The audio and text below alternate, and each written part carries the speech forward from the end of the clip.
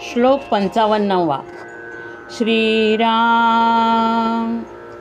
नसे मानसी नष्टाशा दुराशा, वसे अंतरी प्रेम पाशा पिपाशा.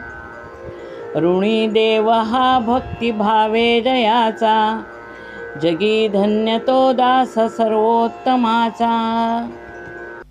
श्रीराम. परमेश्वराचा जो श्रेष्ठ भक्त असतो त्याच्या मनात फक्त परमेश्वराच्या प्रती भक्तिभाव असतो. त्याच्या मनात कोणताही वैरभाव नसतो किंवा कोणाच्या जीवनातली सुखशांती नष्ट करण्याची भावना नसते.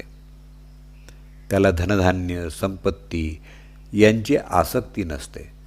संत ज्ञानेश्वर महाराज म्हणतात की भक्ताचा प्रपंचाविषयीचा संबंध हा झाडाखाली सावलीत गुरं बसल्यानंतर झाड आणि गुरं यांचा जो संबंध असतो त्याप्रमाणेच असतो.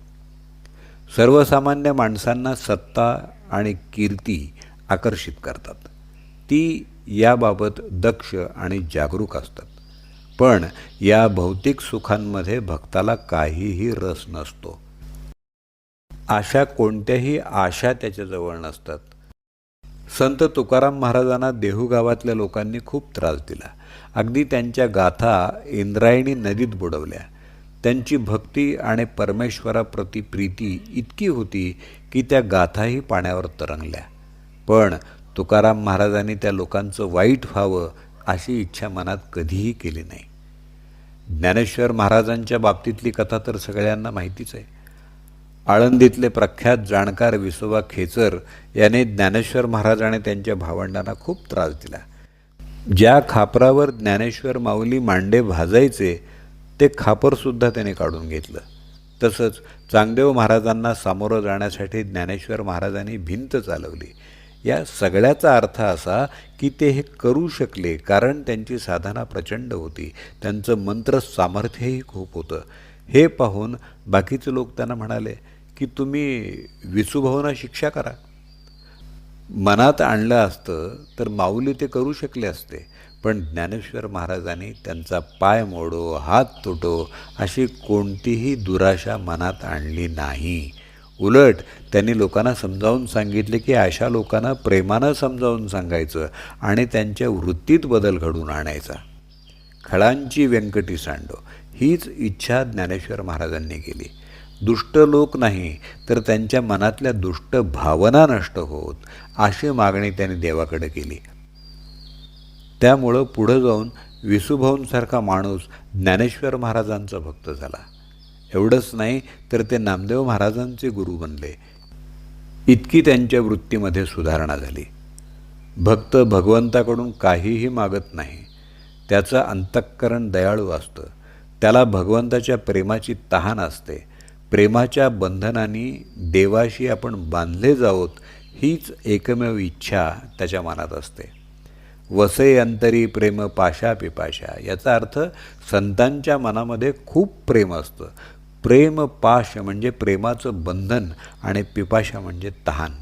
खरं तर पिपाशा म्हणजे तहानेच्या पुढची पायरी आहे, उत्कट इच्छा.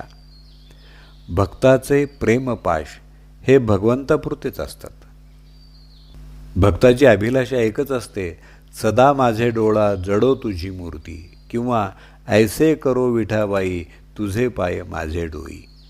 भगवंताचं स्मरण होताच, त्याचं नाव उच्चारताच नेत्रातून अश्रू यावेत, अंगावर रोमांच उभे राहावेत हाच एक त्यांचा ध्यास.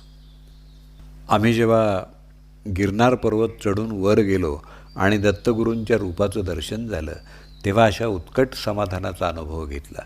आमची इतकी थोरवी किंवा योग्यता नाही, पण ते सद्गुरूंचे चरण पाहताच आमच्या डोळ्यातून अश्रू ओघळू लागले. या अशा सुखासाठी भक्त मोक्षासारख्या सुखालाही तुच्छ मानतो. समर्थ म्हणतात, अशा इच्छा माणसाच्या मनात असाव्यात, त्या प्रपंचाविषयी नव्हेत तर परमार्थाविषयी.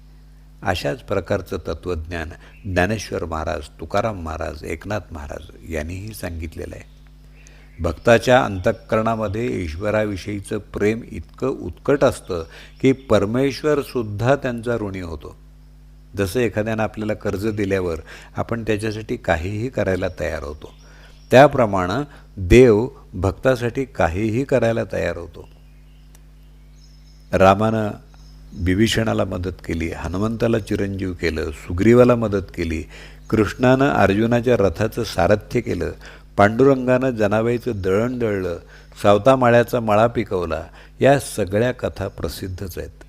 या ऋणी केलेल्या देवावर भक्त स्वतःचा हक्क गाजवू शकतो. देव त्यांच्यासाठी काहीही करायला तयार होतो. नामदेव महाराजांच्या कीर्तनामध्ये देव नाचत असत. इतकं नामदेव महाराजांनी देवाला वश करून घेतलं होतं. धर्मराजांच्या यज्ञामध्ये भगवंतांनी उष्टी काढली. ही कथा आपल्याला माहिती आहे. ज्याच्या मनामध्ये कोणत्याही दुष्ट भावनांना थारा नसतो, परमेश्वराला बांधून ठेवण्याची ज्याच्या अंगी तळमळ असते आणि ज्याच्या प्रेमानं भगवंत भक्तासाठी काहीही करायला तयार होतो, तो भक्त परमेश्वराचा सर्वोत्तम दास आहे असं समजावं, असं समर्थ सांगतात. जय जय रघुवीर समर्थ.